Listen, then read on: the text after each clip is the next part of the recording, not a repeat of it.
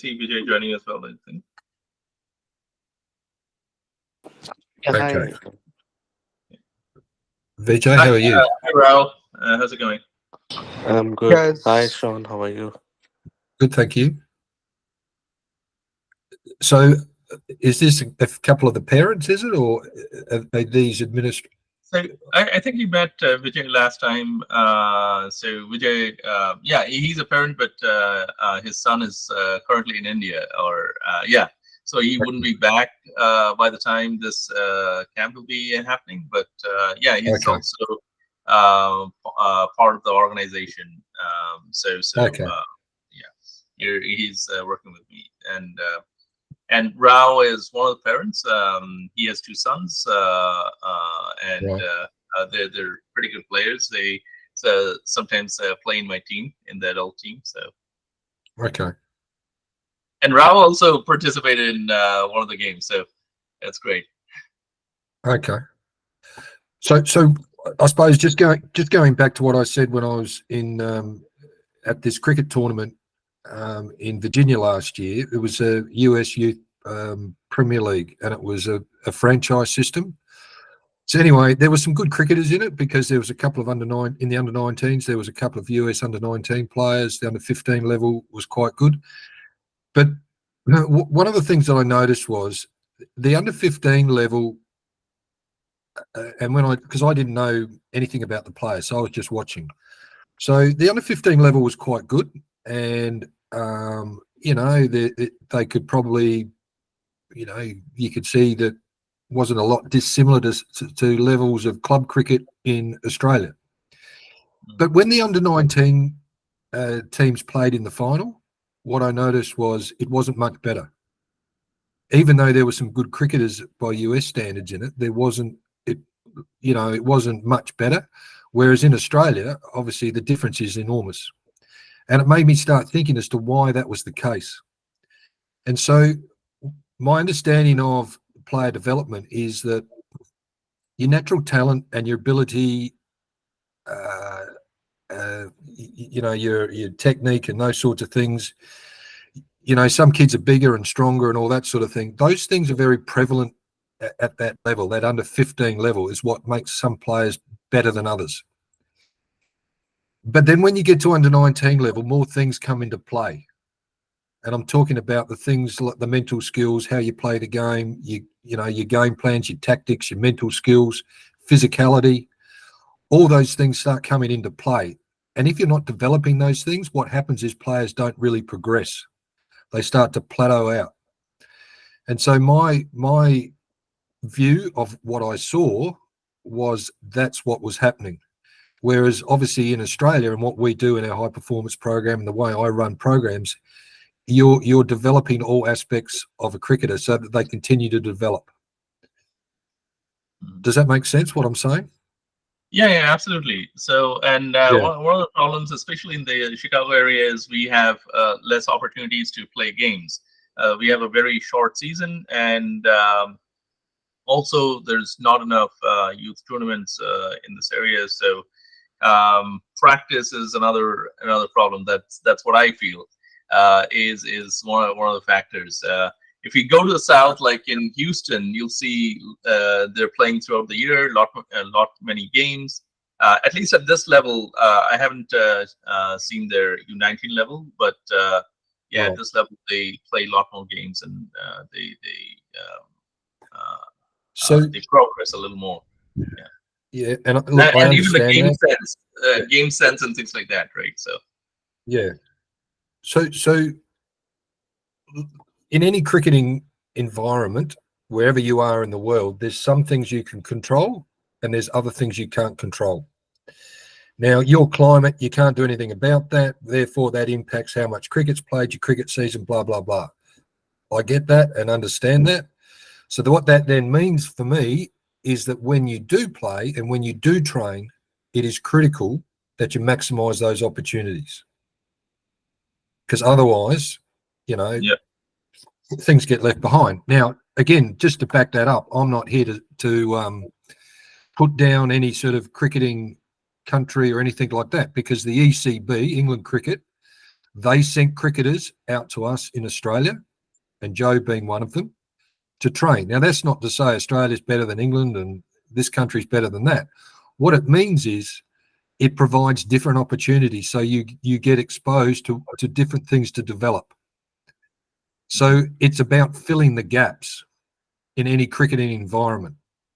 So that's what I'm saying is it is what it is, but it's about how do we make the most and how do we maximise opportunity. So therefore, when players train, you need structure, you need a program that's going to expose players to the things I'm talking about.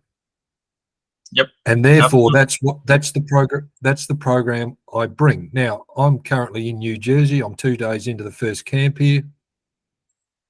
And the players are saying, like, it is very, very different. And they're actually enjoying it because they're thinking about the game differently. They're starting to think a bit more deeply about their game and what's their strengths and weaknesses and where do they need to get better, why they need to get better, because the why is really important. Like, I can't tell you to do something and you to commit to that if you don't understand why. So, for instance, I will say to a player, what do you think you need to get better at? Where do you think your game is at the moment if you are going to go to the next level and be successful? And then we talk about how that's going to happen. They can then make that connection between what they're doing and their improvement to be successful at the next sort of level up, I suppose. So, as I said, a lot of what we do is, in a sense, the structure of that session. So let's say we've got a net session where we're working on strengths and weaknesses. It is not really any different to what I do in Australia. Obviously, it's different because the level of the cricketers is different. So the way and what you see is different, but the information that's getting passed to the players is exactly the same, and the challenges are exactly the same. Now, there were there's a couple of really young lads at the camp, and this sort of stuff can be a little bit like talking another language. But what I say to parents is this: the thing is, whenever you get to experience something, that is taken into your brain and it's somewhere it stays in your brain. And that therefore means as you progress down the track, you have some sort of building blocks to start to connect things together. It may not make sense right now, but you go through certain experiences with your cricket and you can go back to that and it starts to actually make some sense as to what's just happened. If you have nothing there, you can't deal with that because there's nothing there, no reference, nothing in your brain to connect, to join the dots and understand what's going on and how I move forward from that. Yeah, I agree. Yeah. And hopefully this camp will bring some of those things into light, right, and give them some exposure. Yeah, that's right, and it will, because they get a handbook where they actually have to self-reflect every day, and we have a matrix on all the different aspects of the game, and they actually have to go reflect back on the day, and they go into all the different parts of the game. And they just do it quickly. It's not a long exercise, but they rate themselves. How did you go? And what you find is because self-reflection is a really important part of learning. What tends to happen in most cricket programs is that they do the doing aspect. So they go in and bowl the ball, hit the ball, catch the ball, throw the ball and whatever. But there is no self-reflection. And that learning cycle is cut in half because the other part of learning is the thinking. So they do the doing, but they don't do the thinking. And therefore, their learning cycle is short-circuited. So as I said, one of the things they do is they reflect every day on their game. And what they find is sometimes what they thought at the start is different to what they actually start to find as the camp goes on. So what they think they're good at or what they don't think they're good at can sometimes change because of the experiences they get going through and the challenges that they're facing. Now, that stuff's really important because the best players understand their game. And you don't do that unless you actually reflect on what you do and what are the good parts and what are the bad parts, or where are the parts that need to improve. They also set some goals. So my question to them is, why are you here? So you need to know that. You need to be clear in your mind. Why am I here? What's the purpose of me being here? So we talk about what are your goals? Not many, 2 or 3 goals you want to get out of this. And then how are you going to do that? What's your process to doing that? Because the process is something you have control over. All right. And cricket is all about controlling the controllables. And when you start to do that and understand why, you start to take control of where you're going. If you don't understand that, you have no control of where you're going.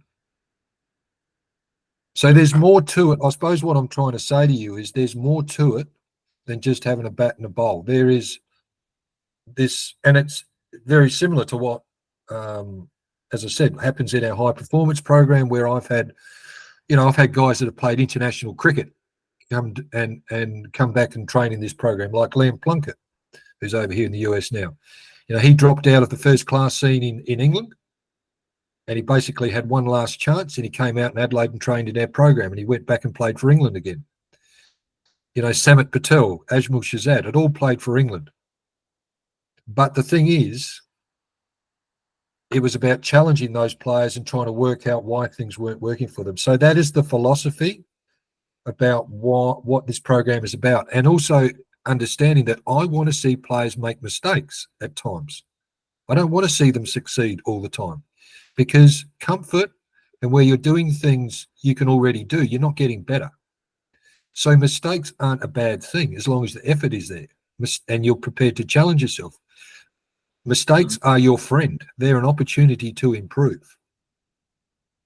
So it's these things that underpin. It's not just turn up and let's do a 3-day camp and have a bat and a bowl and a bit of a run around and there we go. There's a lot more in behind it. And as I said, it's, I know it's very easy for people to talk about how good they are and they do this and that. I suppose the difference with what I've done and the programs I've been fortunate enough to run is there is a track record of success. And as I said, 35 international players, or 34 I think it is, might be 35 if Pennington gets picked in the test, who came out a couple of years ago. So there is some sort of record in terms of actually having success with cricketers.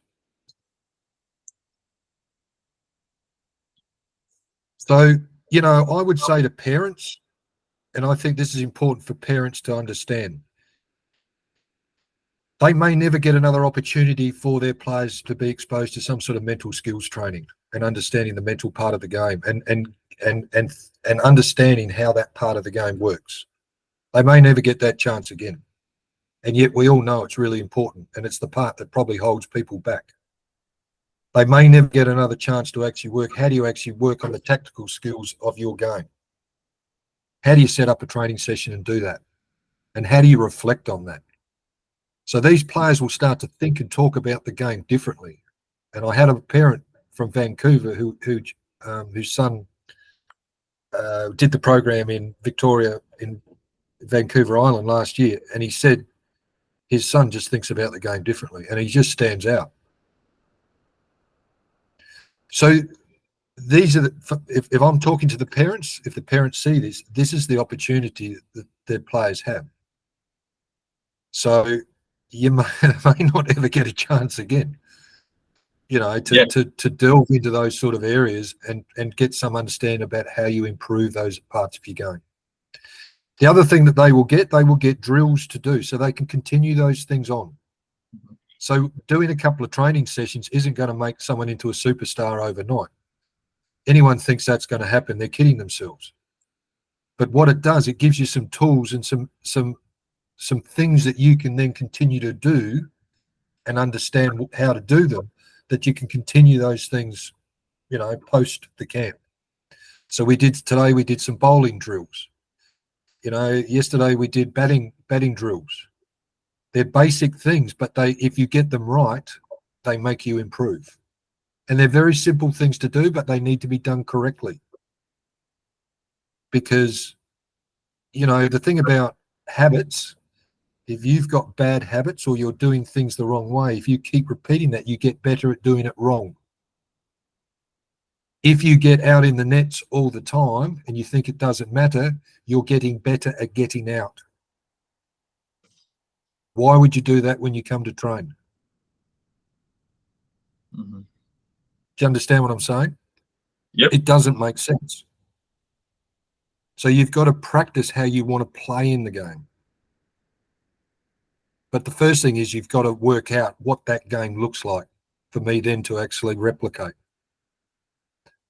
And so what you you have said to create is very true, and this happens many a times that someone is performing in a different way in the nets as opposed to on the ground, and that's also because the environment is different. Plus, you don't have, when you're batting, you can get out as many times as you want, so you don't have that that pressure builds up when you're playing the game, and it's a whole different situation. But this is how I explain it to players and parents like this, and they can relate to this. If they were to do an exam, if their child was to do an exam at the end of the year, an important exam, and the study during the year through the curriculum was completely different to what that exam was going to test them on, how would their child go into that exam? They probably wouldn't have a lot of confidence. They probably think they're not going to do very well. They're going to probably not do very well because what the exam is asking them, they haven't actually studied. The thing is, the game is the exam and practice is studying the curriculum. And the closer you get to studying the curriculum to the exam, you walk into the exam with confidence and belief and trust and an understanding of what you need to do, and you're more likely to be successful. And that's how I sort of explain playing and training and, how that actually works to something that their child are experiencing from an academic point of view. And I think it makes a lot of sense, doesn't it? Like, yeah, well, that makes sense. How do you expect to do well when you study something completely different? So if you go to the nets and just throw your bat at the ball and don't care and get out a heap of times and play shots you wouldn't play in the game, well, how are you going to be successful when the game starts asking you questions? Mm-hmm. So if you look at elite cricketers, they're very detailed and they're very purposeful in their preparation so that they've got all the answers for the game. They know what the opposition is going to throw at them and they prepare accordingly. Now, obviously, these kids don't necessarily know the players that they're going to play against, but you can still do things in a pretty purposeful way that's going to give you a good chance. It doesn't guarantee success, but it gives you a higher chance of success than just sort of, going to a game of cricket and hoping for the best. And it actually makes things simpler in your mind because when you don't know what to do, there's a lot going on in your head. When you're clear on what you got to do, things become simpler. And the game is best played when it's kept simple and there's not a lot of things to think about. Hopefully, and that's the message I want to get to parents and thinking, well, okay, why are we going to join this camp? Like, what's different about this to, such and such who's, does this and does that? Well, this is what's different. Mm-hmm. Awesome. So, Vijay, any comments? I think Vijay, you did the last camp, right?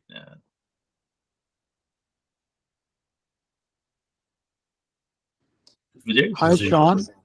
Hey, Rao. Yeah.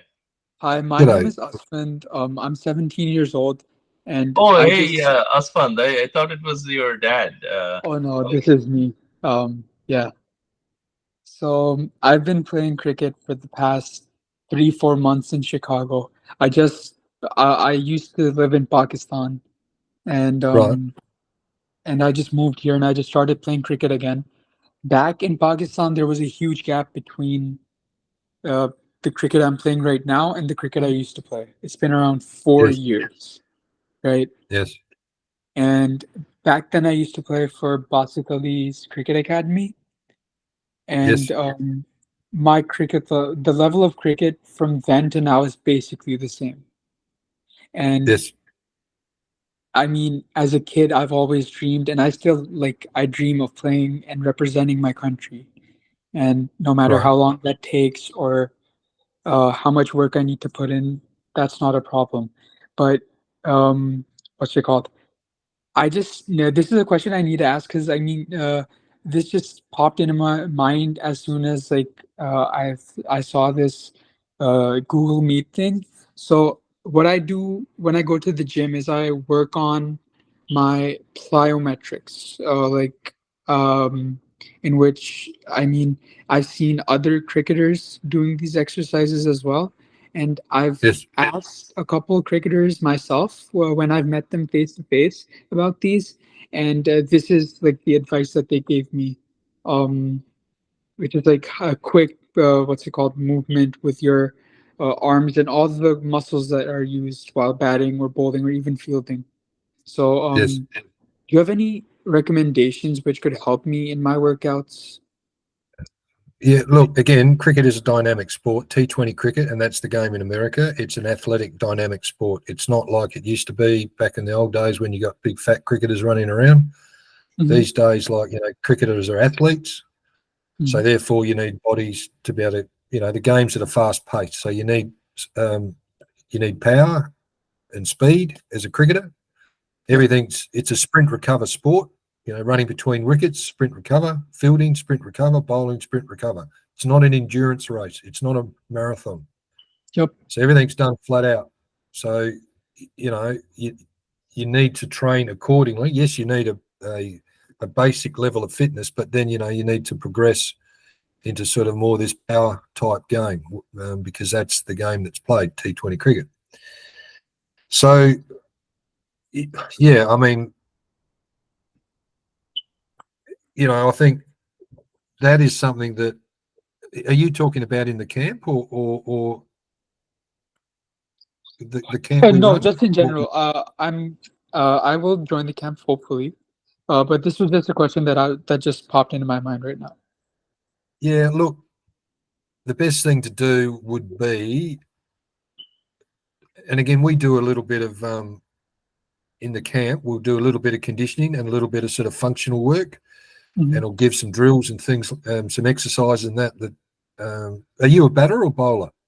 I'm an all-rounder. Okay, so is there one part that's more dominant than the other? For me, I think batting. Yeah, batting.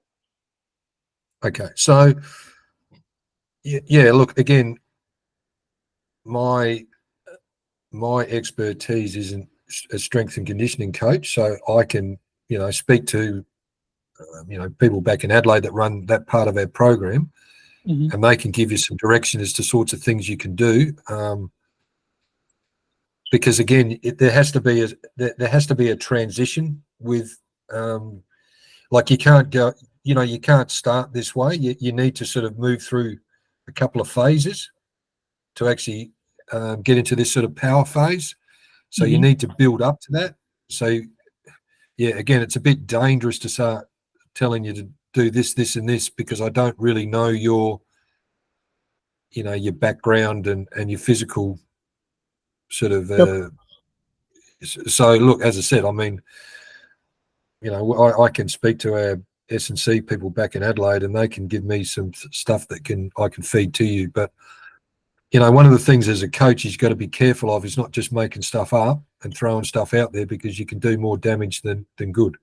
You got to be sure of your facts, and if you don't know your facts 100%, well, then you find someone who works within your program that can actually forward that information. Does that make sense? Yep. So, as I said, that's the philosophy. It's a power game. So you need to the exercises you need to do need to be, because we do a lot of sprint work, so we don't run long distances. It's a lot of sprint recover, sprint recover, sprint recover from a conditioning point of view, and then from a sort of a functional aspect. The exercises that they do is a lot of sort of explosive type exercises. So Okay. your legs are really important. Your legs, your glutes, your core, those things are really important as a cricketer. because they're the things that actually help you move and maintain control, move dynamically. Mhm. You are pretty right, Sean. So just wanted to tell you, so the basic criteria for like right now under 19 selections camps are going on for the different regions within USA. So the minimum yo-yo score they are looking at is 16.1. Anyone below that, they are not even considering for the skill test.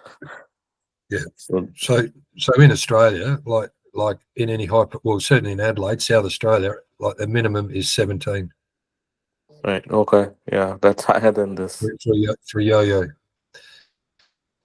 If you're running and I don't know the exact, I think it's around. So we measure. So we do a bit of fitness testing with the players. So running a 2. So someone like an Alex Carey who's playing for Australia, he's running a 2 in about 5 point. Is it 5.5? It's under 6 seconds. So it's quick. So it's about changing direction quickly and moving quickly. So again, we've got some of those benchmarks that we have, but yeah, yes, I mean 16's not bad. You got to have a reasonable level of fitness Right, to get to level 16. yeah, Being physically fit is not a difficult thing to do. That's one of the easy parts. It just means you've got to work at it. Most people can get themselves fit. So, when you do the right program, it can completely change your whole physical, the way you move. It can completely change it. And I've seen that from my own eyes with players that come out to Adelaide. They go from people that are quite sort of slow and sort of cumbersome to very powerful. There's a guy called Matthew Dunn who's played England A, who came out years ago, and he almost looked like he was running in sand. He was sinking into the ground. The time he went home, he was powerful. He looked like a 100-meter sprinter, but he worked really hard at it. You got to work hard at the physical stuff. So, but it takes time. Physical conditioning takes time. It doesn't happen in a couple of weeks. And you got to push your body, and you got to do your recovery and all those sorts of things. You got to look after yourself. Otherwise, you start to run out of gas. And Sean, at this camp, like after the 5 days or the 3 days or the camp's over, like will we get a kind of a roadmap towards what we need to do next, like in the You next mean the coming players, months? or For the players, yeah. you mean when you say that? Just explain a bit. So, what are the opportunities, or what do they need individually to No, get better basically, at? how I think what Asfand is trying to say is what do they do next after the camp is over? So Well, they're say at level A after the yeah, camp. How do they get to level B, sort of yeah. thing, and how or what is the process to get there? So during the course of the camp, they'll get feedback, like in terms of things that they can do that are going to get them better. All right, so they'll get that through the course of the camp. Like you talk to the players. So, for instance, like we had a lad who's come down for New Jersey today, yesterday, but today in particular, he is from Canada. So he came down from Toronto, and he's quite a tall lad for 13 years old. He's actually nearly 6 foot tall. But anyway, we did some stuff in terms of his bowling, about getting over the front leg and getting everything going straight. We went through all the drills and things that are going to help him do that. Now, his bowling has completely changed.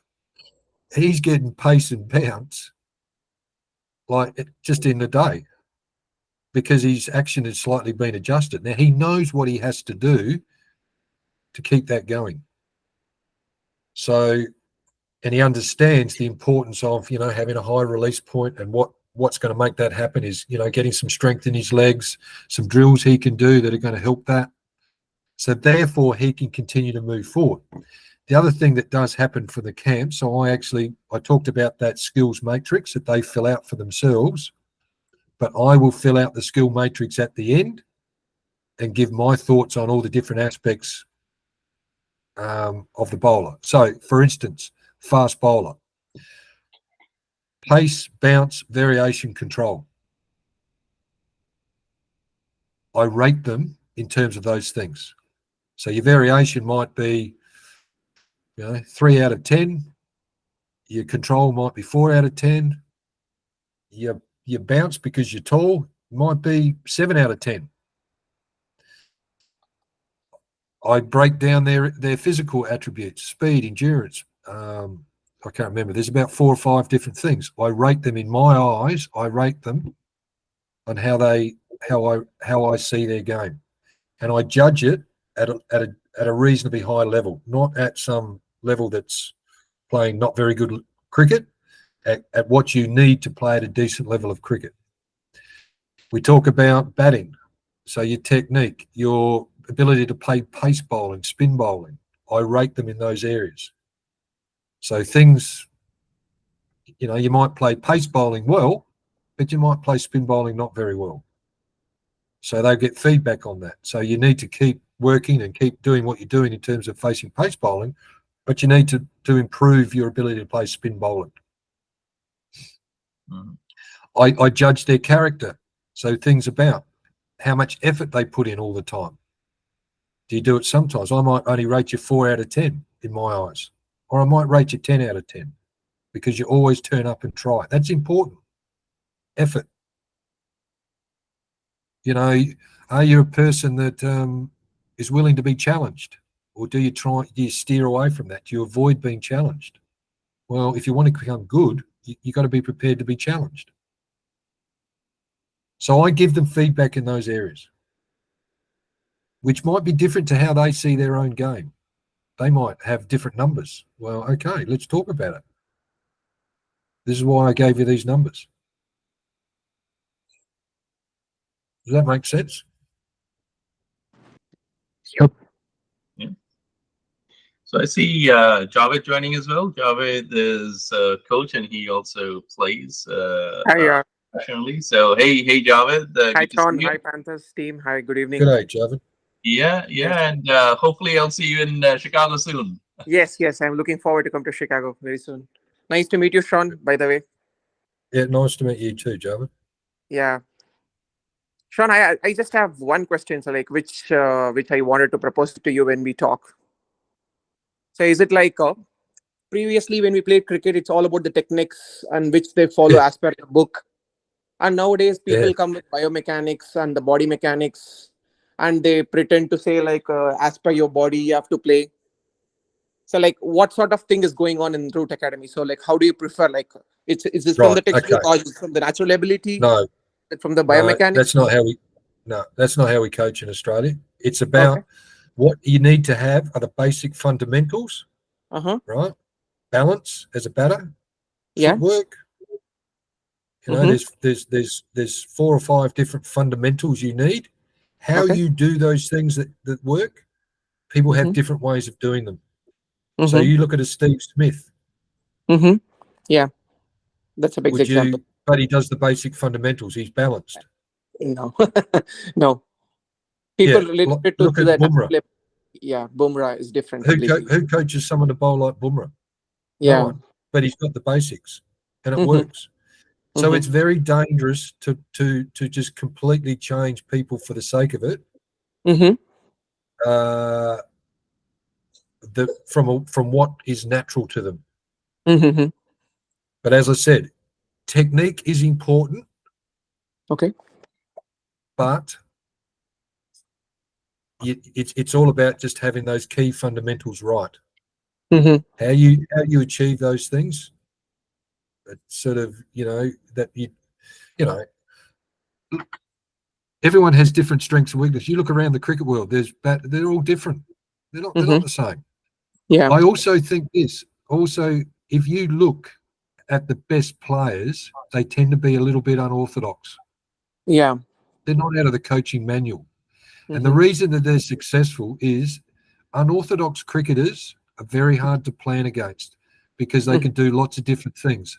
Someone out of the textbook is very, very predictable what they Mm-hmm. do. Yeah. And I think you look at any cricket team Mm-hmm. that is dominant, Mm-hmm. they have a few very unorthodox cricketers in their team. And they tend to, in big games, they can change a game very quickly. Mm-hmm. When Australia was at its peak in the 90s, they probably had 3 or 4 batters that were Mm-hmm. unorthodox. Mm-hmm. And that's why they were hard to play against. Look at Ricky Ponting. Yeah. You know, he's not technically perfect, Mm-hmm. but by hell he could bat. Yeah. So the most important thing about batting is watch the ball. Mm-hmm. If you're not watching the ball, nothing else matters. Mm-hmm. That's the number one thing. Mm-hmm. So I don't know whether you probably heard of Sir Donald Bradman, who was the greatest batter. Yeah, I heard about him. And We all know, yeah, legend. He had a very famous saying, say, let your technique be your servant, not your master. Yeah. Learn how to use your technique Mm-hmm. to score runs or take wickets. Mm-hmm. Don't let it control you. Yeah. And Bradman didn't have the perfect neutral stance. He held the That's bat right. slightly differently, but he was the most effective in his days, and still the highest scoring Test cricketer, right? So That's right. per game. So yeah. And I think I think some coaches get a bit carried away. Like I've seen I've seen bowlers get stuffed up because they're doing things that aren't technically correct, and they've actually lost pace because it's not natural what they do. Can you imagine what would happen if they changed Bumrah's technique? Mm-hmm. Imagine what they would have done if Malinga if they changed his technique. So he had an X factor. Mm-hmm. And they didn't. They did what was natural. Now, I'm not saying you go out and coach someone to do that, but you try and let players do things as naturally as possible. Look at Jeff Thompson. Who'd coach someone to bowl like that? Mm-hmm. But he was fast. Sean Tate. Here's another classic example. Sean Tate, who bowled 160 when he was flat out, 160k, and he went up to the cricket academy up in Brisbane when he was a young fella. As a 19-year-old, and they said to him, he's a train wreck waiting to happen. And the coach at South Australia said, don't change him because he's fast and he swings the ball away and he's unique. He may break down, but he has a chance of playing Test cricket. If you change his action, he'll lose pace and he'll come back to the pack and he probably won't play for Australia. Yeah. And that's the balancing act you got to weigh up. You know, and the other thing is players have got to want to change too. Yeah. If you're just changing because someone tells you, you don't really buy into it, and you're in conflict. Yeah. And also there is always a controversy, right? Like if you don't follow the technique or if you don't follow the fundamental, whatever the natural ability we have, if we follow everything of them, the natural ability will automatically increase. Like in back in India, like they always used to say, like along with your natural ability, fundamental is also important. So which gives you when you're bowling with good speed, fundamental will say natural ability, it increases your speed. When you have a proper batting technique, so natural ability plus some fundamental, which really helps you to play against spinners and fast bowlers. That's right. That's wrong. So again, So it's understanding your strengths and weaknesses and understanding how you apply it to the game. Mm-hmm. Like, not very few batsmen can hit the ball to all parts of the ground, but they know where they're good and they know how to get the bowlers to bowl to those areas. All right. So, for instance, like I remember Carl Hooper telling me this as you know, Carl played 100 tests for West Indies. Mm-hmm. And his best shot was the cut shot against the spinner. That was his best shot. But what he used to do when he faced Shane Warne, he used to use his feet, not to hit him out of the ground, but to come down the wicket, hit him down the ground for one or two or maybe a boundary. But it was more about getting Warne to drop the ball short so he'd get the cut shot. Mm-hmm. So the coming down the wicket wasn't to take Warne on. It was all about him getting to drop the ball short because he was coming down the wicket. Mm-hmm. So he was waiting for that because he knew it was coming. And as soon as he saw it, he pounced on it and played his cut shot, which was his strength. That's batting. Mm-hmm. That's the art of batting. Yeah. All right. So again, Carl, he used to, another example of, because I had quite big conversations with Carl, and, he understood one of his weaknesses was he would fall over a little bit to the offside. Mm-hmm. So any bowler that used to duck the ball back into him was always a threat. Now, he didn't panic about that. Mm-hmm. So he looked at the Australian bowling lineup at the time, and Gillespie was, not Gillespie, McGrath was always a threat because he nipped it back in. So he would just look to get down the other end to McGrath, not to score off him heavily, but the other bowlers suited him more. So he knew he would score off the other bowlers more. And for McGrath, it was more about just get down the other end. So he couldn't sort of bowl a lot of balls to him. Mm-hmm. That's the art of batting. And he used to bat with Brian Lara a lot. And he said Lara was incredible because he said that there would be some bowlers that Carl would never get any strike on, and there would be other bowlers that he'd always be facing. Because Lara was manipulating the bowlers, so he facing the bowlers he liked, he could score off, and the ones he felt were threatening him, he would get down the other end. Mm-hmm. And that is what it's about. So the point I'm making is even the top players have weaknesses, but they understand that. They understand those weaknesses. They don't get worked up of it, but they know how they're going to combat the opposition so that they don't get exposed. Okay. As we know, you can't get out at the non-striker's end. Mm-hmm. Makes sense. So if you get down the other end, well, you're safe. Absolutely. Yeah, great. So it's good conversation. I see BG joining as well. BG is a coach from Milwaukee.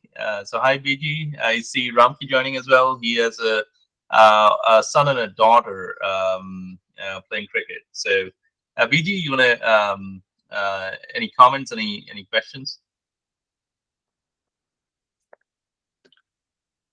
He's on mute, I think. Hi, Shaun. How are you? Thanks. Good, thank you. We met last year. In a while. Where did we meet? In Chicago? Yeah. Oh, okay. Yeah. Hey, Shaun, we met in a restaurant, right? Oh, Remember? yes. At the Bahamas. Yeah, what was it? Bahamas. Yeah. Good. Glad to see you back working with the youngsters in Midwest region. It's good to be back. Yeah. So I just had a question. Working with younger population, like younger players. So it's kind of a challenge with some of the coaches I work also, like how their performances in the training sessions can be carried over during the performance in matches.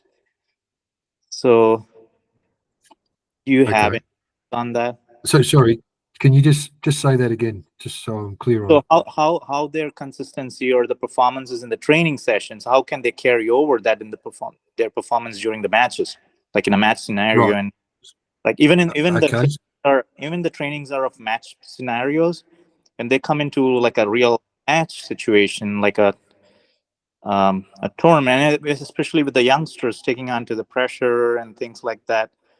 So what are your thoughts about it? So were you here when I told you the story about studying for the exam and not studying for the exam? Were you online then? Because I was talking to. Sorry. No, BG wasn't there at the time. So right.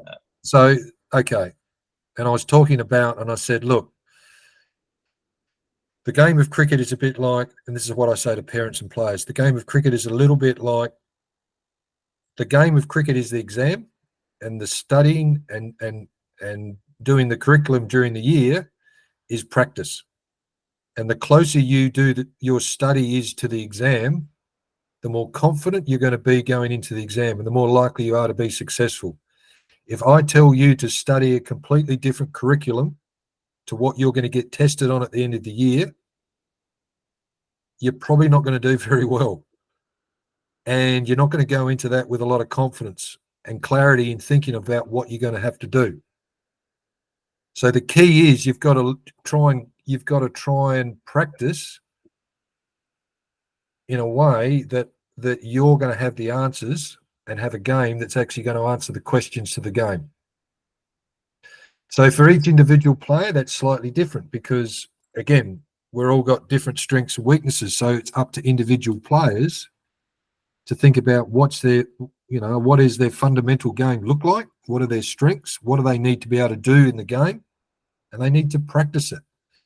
One of the things that happens at a lot of training, and I see it a lot over here, and I even see it in Australia, but you see players getting out 3 or 4 times every training session and thinking, oh, well, it doesn't matter because it's training. And then they wonder why in the game that they get out. Well, you're practicing getting out at training. What do you expect? You go to training and get out 3 or 4 times, you're getting better at getting out. You're practicing getting out. Why would you do that? It doesn't make sense. You should be practicing. And this is a bit of an example. I'll give you an example of what I'm talking about. So years ago, when Matthew Hayden was playing, I worked at South Australian Cricket. And leading into the test match against New Zealand, they had a left and right arm opening bowler. I can't think of the names, but anyway, they had a left arm and right arm opening bowler.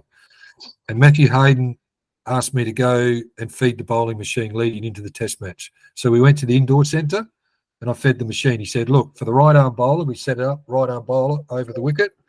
And he said, I want you just to have the line through the corridor, off stump, just outside off, but I want you just to change the length. So anyway, that's what I did. Forward, back, outside off, left it. So the ball was pushing across him because he was a left-hander. But he didn't play any cut shots. So anyway, we did that for a while, and then we moved the bowling machine to the left-arm bowler, bowling to Matthew Hayden, the left-hander. So he said, again, just change the length, but bowl it through the corridor. So that's what I did. I changed the length. But what I noticed, it got a bit wide. He played the cut shot. And I said to him, I noticed you played the cut shot to the left-hander, but you didn't play it against the right-hander. I said, why was that? And he said, well, against the right-arm bowler going across him, he may come off the cut shot a little bit, hit it up in the air, backward a point, and get caught. But with the left-arm bowler coming into him, he stayed over the top and a lot more consistent in hitting the ball down. So he played it. So even though he could play the cut shot, depending on left arm, right arm, he was practicing the shapes he was going to face in the test. So the point is, he is practicing the game to that detail, playing the cut and not playing the cut, to the bowlers he's facing in the game. And that's the preparation that every box is ticked. So he knows exactly how he's going to play the bowlers. And that's what all the good players do. That's not just Matthew Hayden. They're all slightly different against different bowlers. They've still got a sort of a familiar overall game, but they just tweak it a little bit against different sorts of bowlers. That's how you go into a game with confidence and belief, and how you prepare for a game. Now, I understand, young lads in cricket in Chicago aren't going to necessarily be able to do that, but you need to know, your 2 or 3 best shots. What are they? Here's another example, like Rod Marsh. And I thought Rod was a really good cricket coach. He ran the cricket academy when all those great players came through. And he said, look, you need 3 shots to be successful.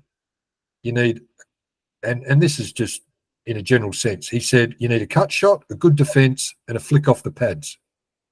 So for the good ball, you defend. Anything gets a fraction wide and short, you cut it. And anything that gets a bit straight. So where does the bowler bowl then? So if you cut him, he comes straighter and you flick him off the pads. You flick him off the pads and he goes wider and you cut him. And if you bowl a good length ball, you defend it and might get one and get down the other end. You don't need a lot of shots. You just need to be able to do it really well. And that's what you practice. And the thing is, once you've practiced that and ticked that off, that's done, then you can go on to the other stuff. So the old 80-20 principle is you spend 80% of your time on the 20% that's going to give you the biggest return. You don't spend all your time on stuff that's giving you very little return.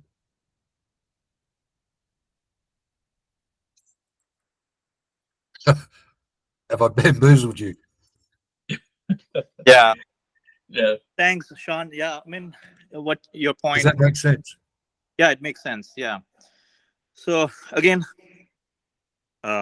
it's kind of a culture that you nurture. The thought that you share, it has a lot of it involves a lot of education, not just with the players, because the expectations from the parents and managing as a whole package. That brings up a big role. Yeah. But look. I'm sorry. I was just going to say, the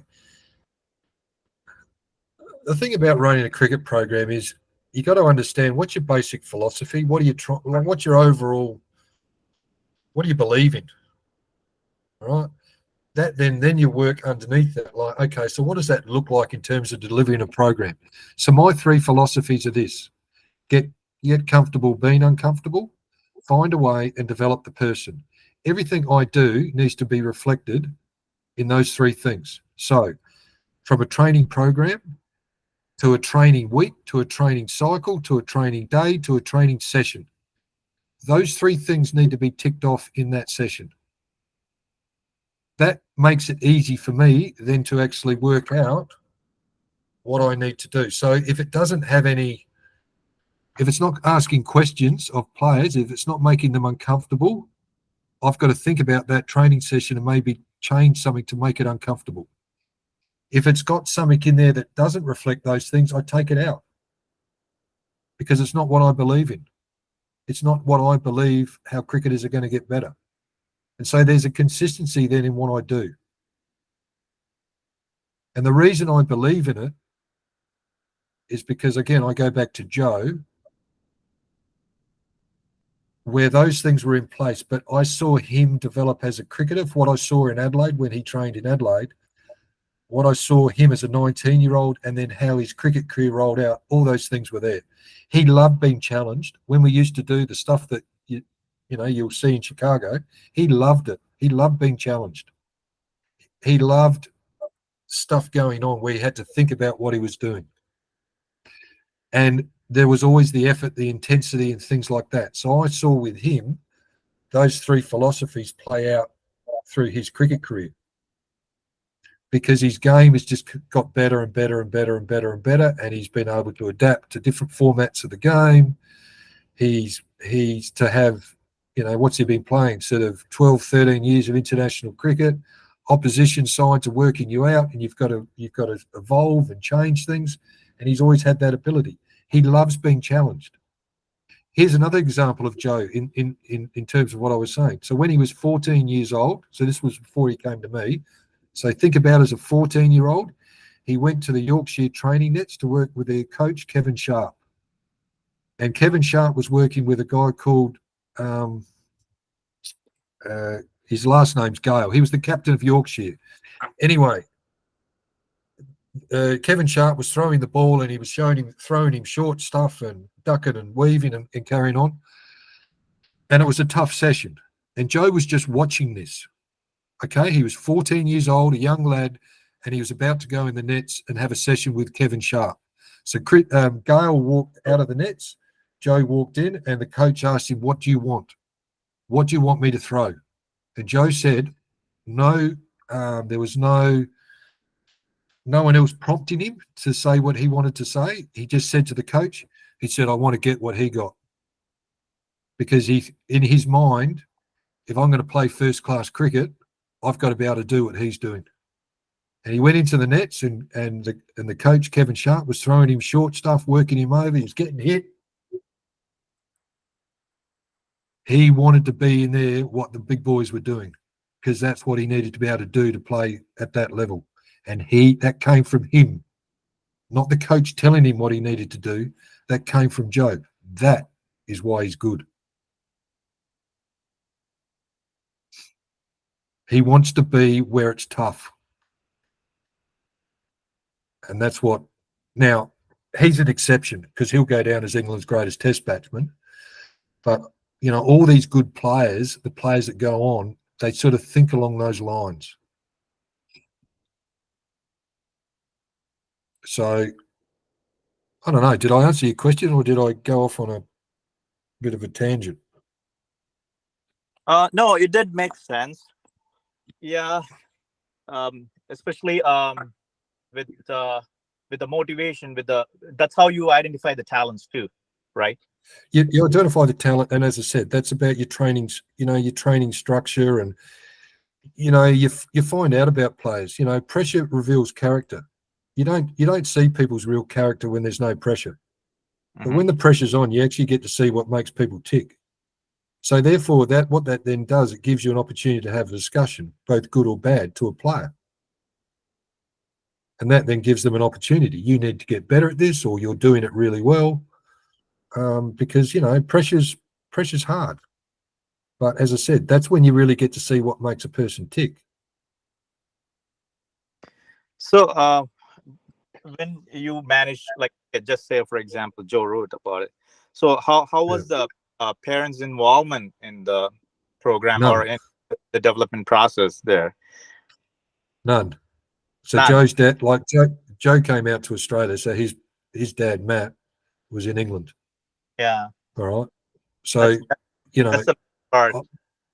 I know it's hard in the US with parents. I've seen it, so I totally understand. But Because I suppose you've got to explain to what's that? It becomes a challenge for the player, the kid itself, and also for the coach. I agree. I totally understand. But I have got some stuff that when I'm up there, you can forward out to parents from a sports psychologist that actually explains what's going on, from a qualified sports psychologist that will actually explain to parents what's going on. Okay, they may not be so keen to do it once they see it. Yeah. So I'm just wondering, this program that you have planned for in Chicago, that does that include this information too? Like, are you focusing on that part? You mean in terms of the training and stuff? Yeah, I mean involving the we talk about this stuff. Yeah. Oh, okay. The parent stuff. I mean, again, that's up to the. I'm not going to force myself onto a place because. I don't think that's my place. But if people want me to talk about it, I'm happy to do so. Yeah. But as I said, I can easily, while I'm there, forward you this particular link. Good part for a coach education, like how to deal with it. Yeah. Because he explains what's going on with the kid. Yeah. And it actually holds them back. It holds the kid back. Yeah. Yeah. All right, Shaun. Thanks. It was nice talking to you. I was finishing up with my coaching session. The next kid is on way for the next session, so it was nice talking to you. Nice talking to you.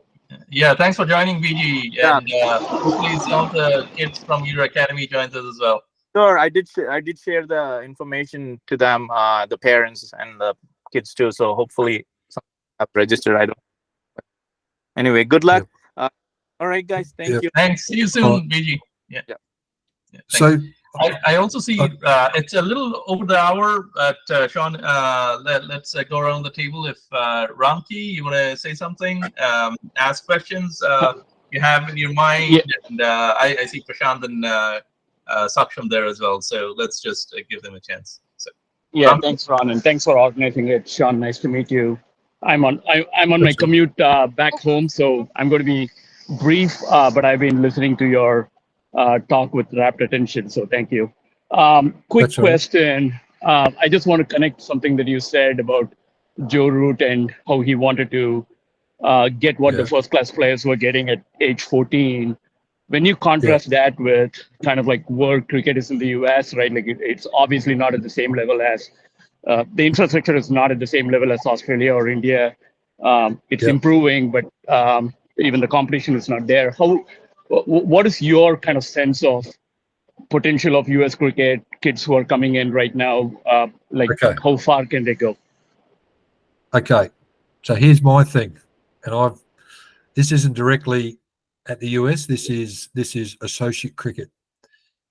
So, and I've had these conversations with US cricket people over here, ICC, the guy who's ICC Americas. There's obviously a lot of potential in America, but the thing is, if they want to compete against the big boys, their developing cricketers have to get outside the US and experience cricket outside. Playing cricket in the US alone, it will not happen. They'll get to a certain level, but here's the thing. This is my explanation of why. At the end of the day, you learn what you play. And if you learn, and I'll just be a bit crass about this, if you play crap, you learn how to play crap cricket. If you play high level cricket, you learn how to play or you have the opportunity to learn how to play high level cricket. So your environment shapes what you learn because you only know what you know. The cricket you're playing is the game is the teacher. And so what you're playing is what you're learning. So if you're learning low level, if you're playing low level, you're learning low level. If you want to learn high level, you've got to be exposed. So my thing is, as I said, players need to, and it's not a case of forcing people to do it, but this is what I'd say to young developing cricketers in the US: come out to Australia and train our program where you get to play and train, and you actually get to play against. Well, if you're good enough, you'll play against decent cricketers, and it's completely different cricket.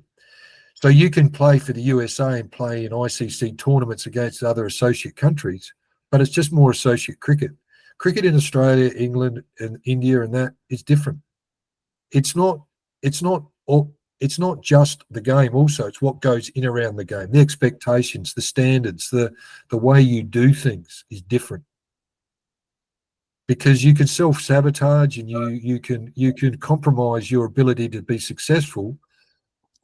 How you train, what your, as I said, what I said before, your habits, your how you think and things like that. It's will all determine what you get out of your ability and are you successful when there's a lot of pressure on in tough situations against good opposition. So, one of the things I noticed, because I came to a few of the T20 games here in New York, and I saw Canada play Ireland, and I saw the Netherlands play South Africa. But one of the things I noticed, and there was a bit of pace and bounce in the wicket in New York. There was carry, and the fast bowlers got the ball to get through.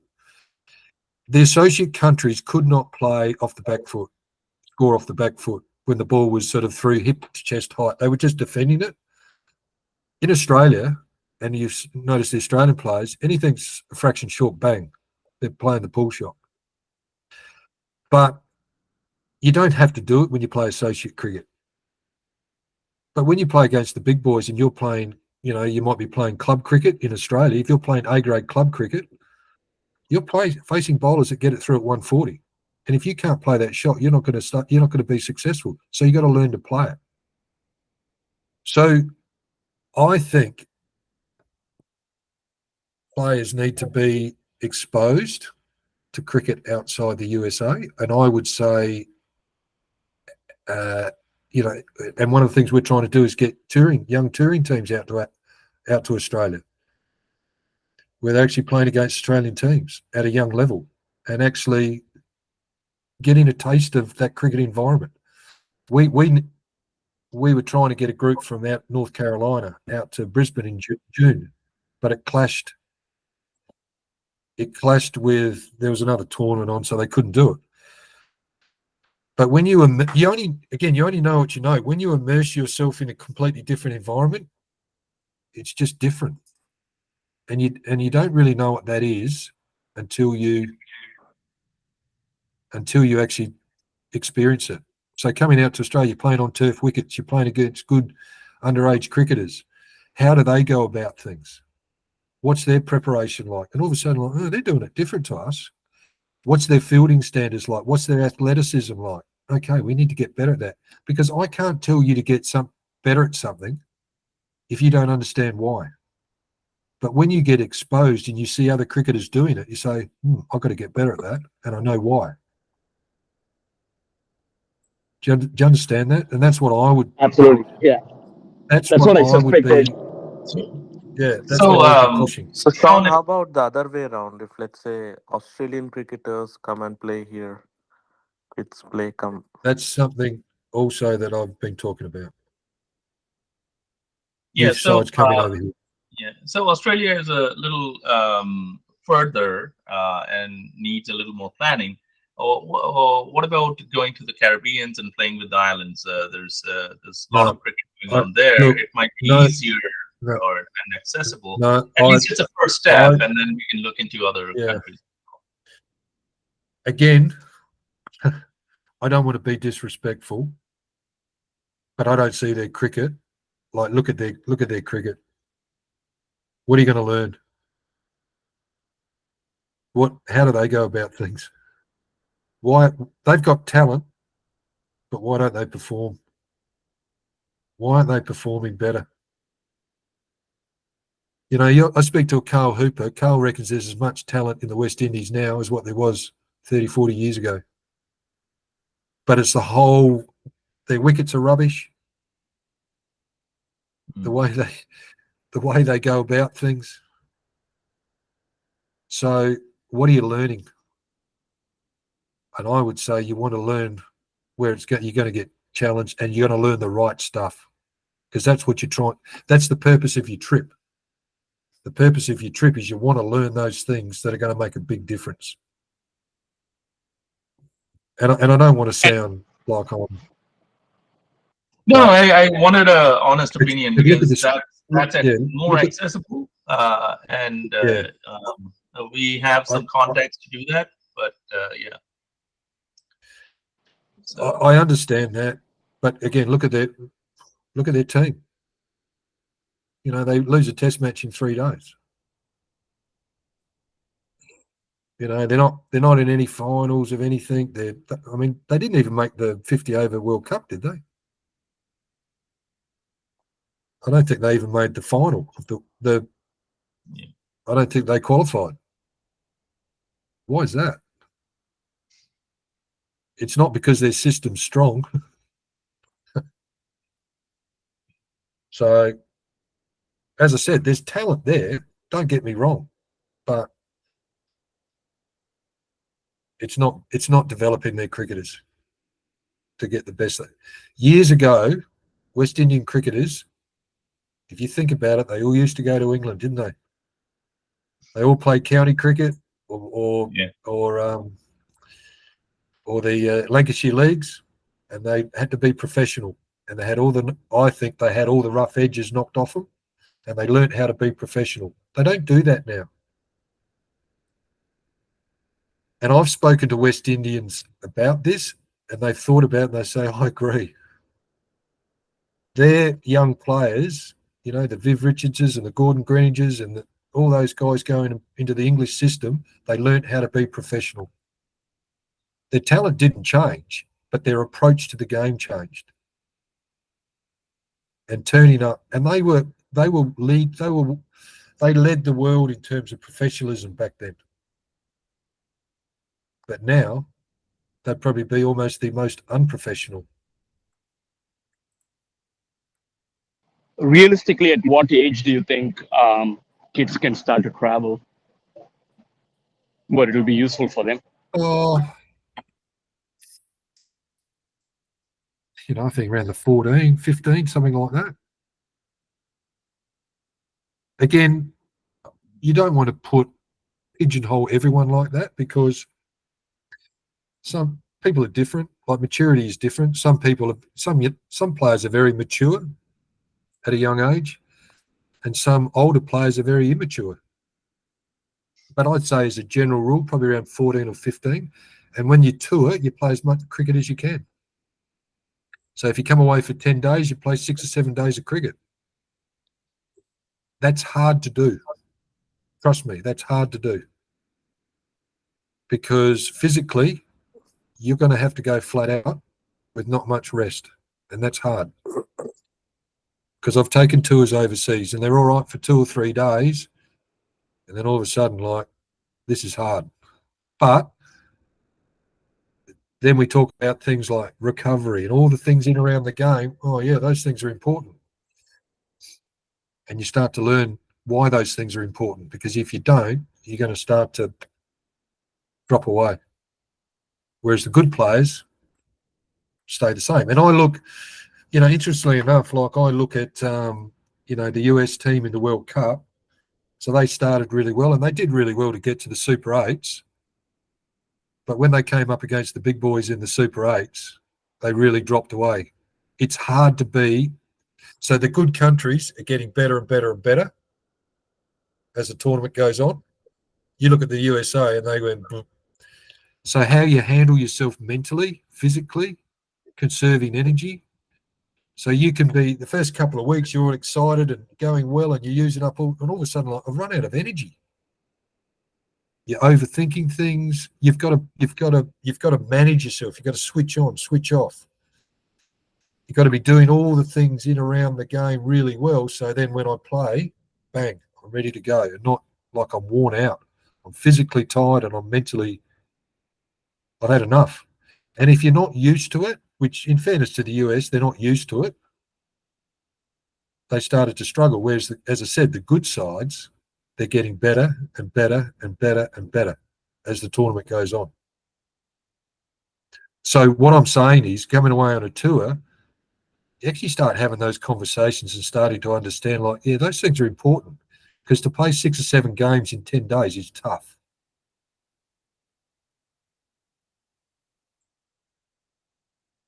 So, that's my thoughts. I don't know if you agree with that, but that's sort of my,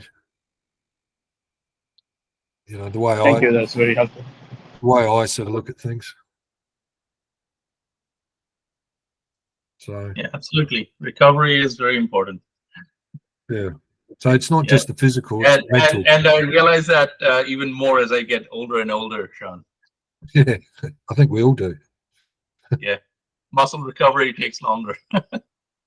Yeah. Yeah, well, that's right, yeah. But anyway, look, I just look, obviously we want to get as many players to this camp as we can, because, I mean, we certainly need a few players up there, because it's a sort of it's an expensive exercise to get up there, sort of thing, and so it'd be nice to get a number of players there to experience it and get a taste of what we do. And as I said, I mean, they may not get a chance again to do these sorts of things. Yeah. Shaun, another thing that I just I've been thinking about is that other countries which are like test playing countries usually have first class games and list A games, which helps them work on their game in the long term. Yep. So do you think if the US Cricket Board adopts that, it could help their game not only in T20 but in ODIs and in tests? Yeah, it probably would, but I'm not sure it's going to happen, because I think T20 cricket's the game. Look, I'll sort of answer it in a roundabout way. Like, this is what I believe, and I had these discussions when I was in New York at the T20 stuff. What tends to happen in associate countries is a lot of effort, financial resources, time resources are put into the top side, and everything underneath tends to get neglected. It happened to Cricket Ireland. When Cricket Ireland made their big move in the world of cricket, they had a good side, and we used to get the odd Irish cricketer coming out to Australia, but they never used to really invest into it. Then all of a sudden, that group of players retired, and there was nothing coming through underneath. And you neglect youth at your peril. I think it's bottom driven. The stronger things are at the bottom, it pushes everything up.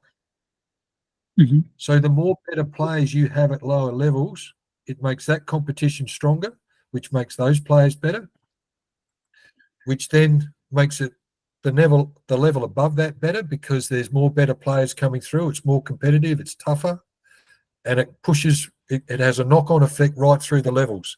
And the top level just looks after itself. So in our system in Australia, the strength of Australian cricket is club cricket. The stronger that is, the more better. So the stronger that is, the better the quality of cricket, the better comes out of that system that plays first-class cricket, and there's more of them. So it becomes competitive. You've got to push up. If the Australian first-class system is strong, if you can dominate that, you are a test cricketer because it's a tough system.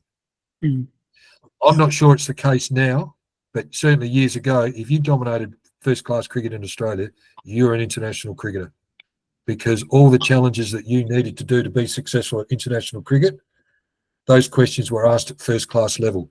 But to have a good first-class system, you need a very strong club system.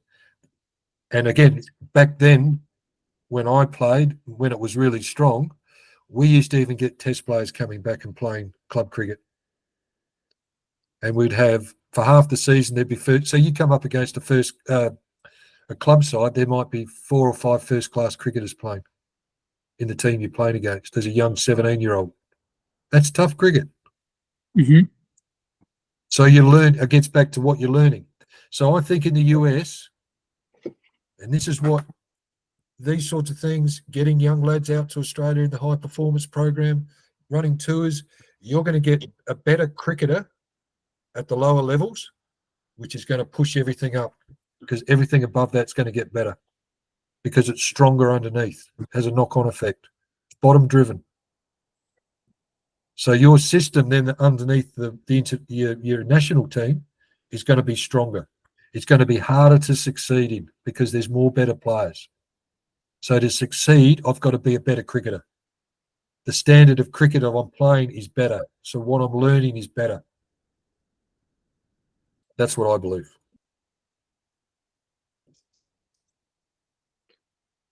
Does that make sense? Yes, absolutely. So to me, it's bottom driven. So, You've got to let invest. me ask you this: in Australia, so in Australia, do you get any funding from the government to promote cricket from the bottom up, or is it all private? No, most of it's Cricket Australia. So Cricket Australia run cricket. They invest into junior programs and things like that. And then it's up to state associations to run their state competitions and that sort of thing. They obviously get sponsorship and stuff like that, but not really the government. The only thing that governments perhaps you see a bit of is more sort of some infrastructure stuff, like might be grounds, facilities. But they're community, and they're not just cricket, they're other sports as well. So it's more of a community type thing. Yeah, so infrastructure is obviously an important factor, and that's definitely lagging thing in the US. We're building some stuff, but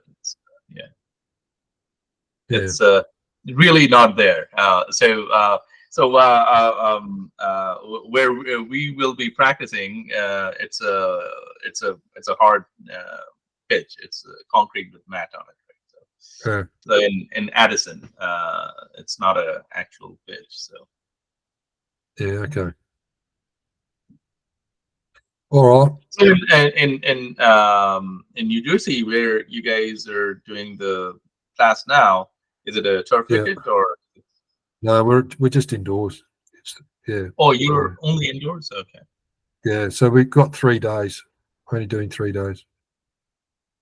Okay, So, and indoors, all just concrete and mat, and I'm 100% Yeah. sure. Yeah. Yeah. Yeah. Do you have any indoor facilities in Australia that cover and have actual turf wicket inside?